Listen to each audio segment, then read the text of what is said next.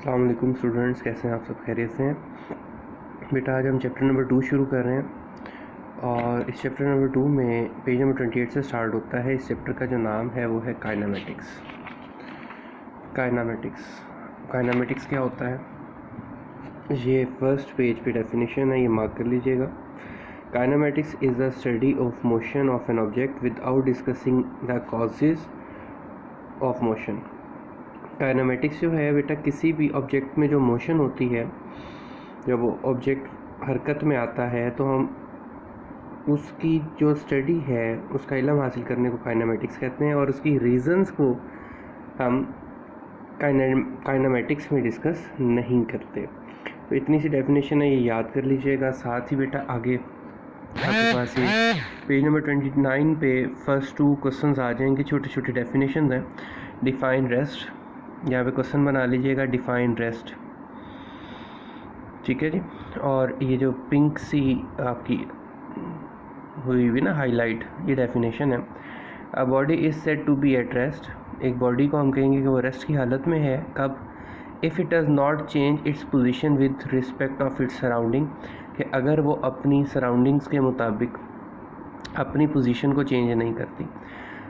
अब यहाँ पे थोड़ा समझने वाली बात ये है कि बेटा हम लोग ना नॉर्मली रेस्ट कहते हैं कि हम लेट गए हैं और सो गए हैं और बेड पे लेटे हैं या चारपाई पे लेटे हैं तो ये रेस्ट है। बेटा ऐसा नहीं है। फिज़िक्स समझाती है कि जब आप बैठे हैं ना या आप खड़े हैं, आप और आपके इर्द गिर्द की सराउंडिंग में कोई भी चेंज नहीं आ रहा। जो चीज़ जैसी थी वो वैसे ही थी। जैसे सपोज़ आप कर लें कि अभी आप बैठ के पढ़ रहे होंगे तो आपके इर्द गिर्द का माहौल वैसा ही है, वो चेंज नहीं हो रहा।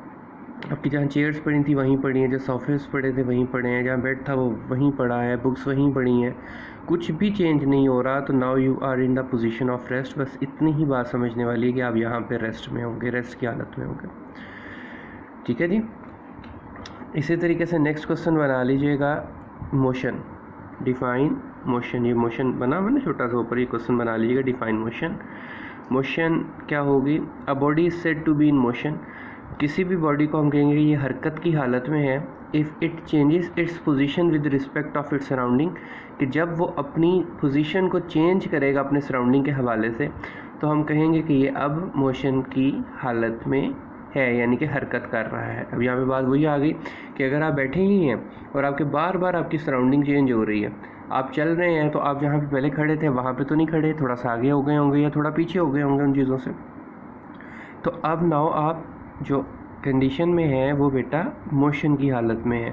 अगर आप बैठे हैं और आपके इर्द गिर्द का माहौल बिल्कुल सुकून में है, वो कुछ भी चेंज नहीं हो रहा, तो आप रेस्ट की हालत में होंगे। लेकिन अगर आपकी सराउंडिंग चेंज होती है या आप चलते हैं, फिरते हैं, आते हैं, जाते हैं, भागते हैं, कार ड्राइव करते हैं, साइकिल ड्राइव कर मतलब साइकिलिंग करते हैं, कुछ भी कर लें, तो एट लास्ट आप ये कहने पर मजबूर हो जाएंगे कि अब मैं रेस्ट की हालत में नहीं बल्कि मोशन की हालत में हूँ, मोशन की सिचुएशन में हूँ। यहाँ तक आपने छोटा सा याद कर लेना है। कल एक छोटा सा क्वेश्चन मैं साथ करवा दूंगा बेटा आपके, बल्कि आज ही करने बना हुआ है। एक छोटा सा क्वेश्चन यहाँ बनाएंगे, एडिशनल क्वेश्चन है।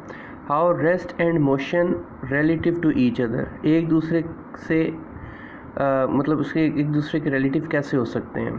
तो ये वाला पैराग्राफ है नीचे वाला, ये मार्क कर लीजिएगा।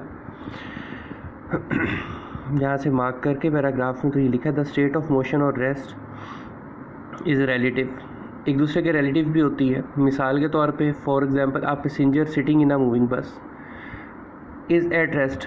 अब वो जो बस में एक बंदा बैठा है, देखा जाए तो वो तो मूव नहीं कर रहा, उसके गिर्द जो मुसाफिर बैठे हैं वो भी मूव नहीं कर रहे, उसके इर्द गिर्द की जितनी सराउंडिंग है वो चेंज नहीं हो रही। तो मैं कह सकता हूँ कि अब वो जो पैसेंजर था वो रेस्ट की कंडीशन में था, because he is she is not changing his position, क्योंकि वो अपनी हालत चेंज नहीं कर रहा, ना उसकी सराउंडिंग की हालत चेंज हो रही है। जबकि with respect to its other passengers और object in the bus but to another observer outside the bus, the passenger and the object inside the bus are motion. अगर यही बस जो चल रही है और इसके इर्द गिर्द जो बंदे बाहर खड़े हुए देख रहे हैं इस बस को, ये इसके इर्द गिर्द के सराउंडिंग जो बाहर से देखी जा रही है उनकी नज़र में अब बस जो है बेटा वो मोशन की हालत में, और अंदर बैठे हुए आप लोग भी मोशन की कंडीशन में है, इस वजह से क्योंकि उसकी सराउंडिंग चेंज हो रही है और उसके मुताबिक आप इन मोशन थे, जबकि आप अंदर बैठे आपकी सराउंडिंग चेंज नहीं हो रही थी, तो आप रेस्ट की हालत में थे। बहुत सी चीज़ें ऐसी हैं, सपोज़ आप हम मिसाल ले लेते हैं कि आप कार में बैठे हो बेटा, आपकी कार में अगर 4 लोग आपके साथ बैठे हैं तो आपकी सराउंडिंग तो चेंज नहीं हो रही और आप रेस्ट में बैठे हो, चाहे आप बातें कर रहे हो, चाहे बोल रहे हो, चाहे आंखें झपक रहे हो, you are in the rest. लेकिन जब बेटा बाहर से देखने वाला आपका कोई कज़न होगा, कोई फ्रेंड होगा, तो वो ये देखेगा तो वो इसको आप उसके लिए ट्रैवल कर रहे होगे, आप उसके लिए मोशन में होगे, तो वो फौरी तौर पे ये कहेगा कि ये तो आप जिस पोजीशन में थे वो मोशन की पोजीशन थी, जबकि आपके लिए बेटा वो रेस्ट की कंडीशन थी।